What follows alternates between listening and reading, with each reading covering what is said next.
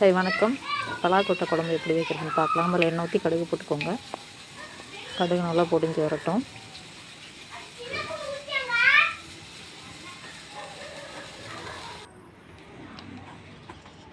எண்ணெய் ஊற்றிக்கோங்க.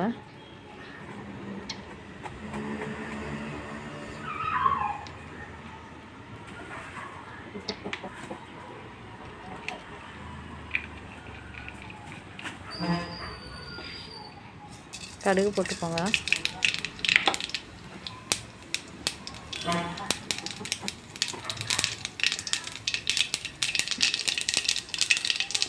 கடுகு பொடிஞ்சோடனே கருவேப்பிலை போட்டுக்கோங்க.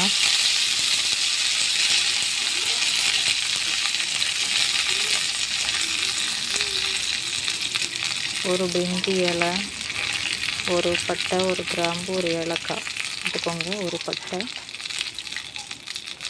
ஒரு கிராம்பு, ஒரு ஏலக்காய், ஒரு ஏலக்காய் போட்டுக்கோங்க.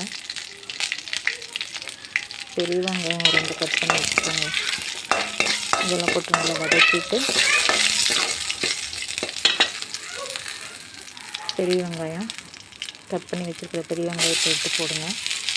போட்டு நல்லா வதங்கட்டும். நல்லா வதங்கணும்.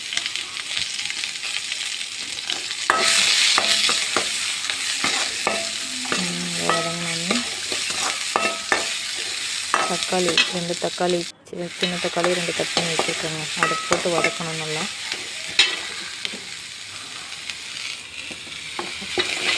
தக்காளி வதங்கணும். தக்காளி கொட்டி வச்சுக்கணும். தக்காளி 2 தக்காளி, சின்ன தக்காளி கட் பண்ணி வச்சுக்கிறது கொட்டி வச்சு அது வதங்கிறதுக்கு நான் ஆல்ரெடி சொன்ன மாதிரி உப்பு லைட்டாக போட்டுக்கணும். அதை சீக்கிரம் வதங்க. லைட்டாக மஞ்சள் பொடி போட்டுக்கணும்.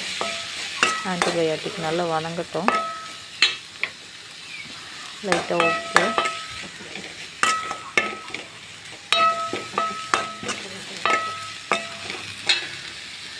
லைட்டாக மஞ்சள் பொடி,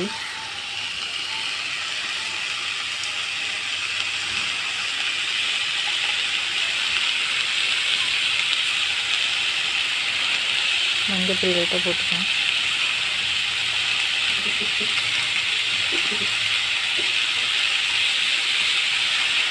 ஆல்ரெடி நல்லா வதங்கணும். தக்காளி நல்லா வதங்கட்டும்.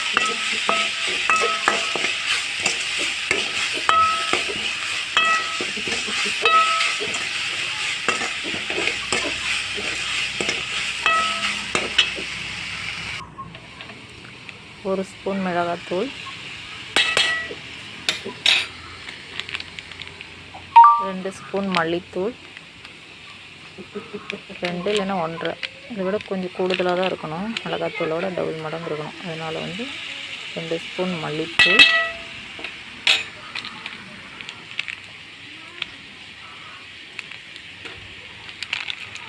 2 ஸ்பூன் மல்லித்தூள்,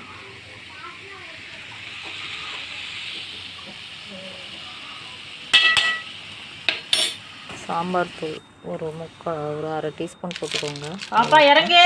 டேஸ்ட் ஆதி வேணாப்பா, அப்படி பண்ணாத ஆதி. அதுக்கு கறி மசால் தூள் அது ஒரு 1/2 டீஸ்பூனுக்கு மேலே போட்டுக்கோங்க. இது ஒரு 1 போட்டுக்கலாம். கறி மசால் தூள் ஒரு 3/4 டீஸ்பூன் போட்டுக்கோங்க.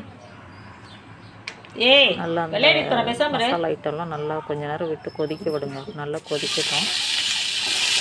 அதுக்கு அப்புறம் இங்கே பக்கத்தில் நம்ம வெங்காயம் கொஞ்சம் 100 கிராம் வெங்காயம் இல்லைன்னா ஒரு 50 கிராம் வெங்காயம் எடுத்துக்கிட்டு சின்ன வெங்காயம் பொரித்து, பூண்டு ஒரு 7-8 பல் எடுத்துக்கிட்டு, கொஞ்சம் சிறு துண்டை இஞ்சி, கொஞ்சம் சோம்பு, ஒரு சின்ன 1/2 டீஸ்பூன் சோம்பு, 1/2 டீஸ்பூன் சீரகம் இதெல்லாம் போட்டு நல்லா வதக்கி எடுத்துக்கோங்க. தேங்காய் சும்மா ஒரு 1/4 மூடி இருந்தால் போதும். லைட்டாக தேங்காயும் எடுத்து இதோடு போட்டு மிக்சியில் போட்டு நல்லா நைஸாக அரைச்சிக்கோங்க.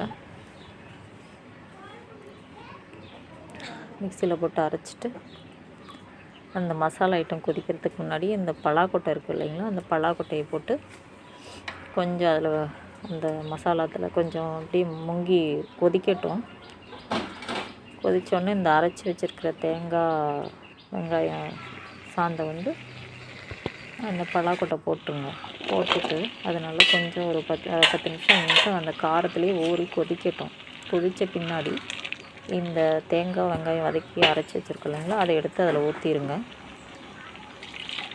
பலாக்கொட்டை குழம்பு ரெடிங்க. நீங்கள் நல்லா கொதிக்க வச்சுட்டு, நான் மல்லித்தலை இல்லை போடலை, ஆனால் நீங்கள் மல்லித்தலை வச்சுருந்து கொஞ்சம் வச்சுருந்து குழம்பு கொதித்து நல்ல ஓரளவுக்கு சுண்டி வந்தோடனே நீங்கள் அந்த மல்லித்தலையை போட்டு இறக்கிடுங்க. பலாக்கொட்டை குழம்பு ரெடி. ட்ரை பண்ணி பாருங்கள். லைக் பண்ணுங்கள், ஷேர் பண்ணுங்கள், கமெண்ட் பண்ணுங்கள். நன்றி, வணக்கம்.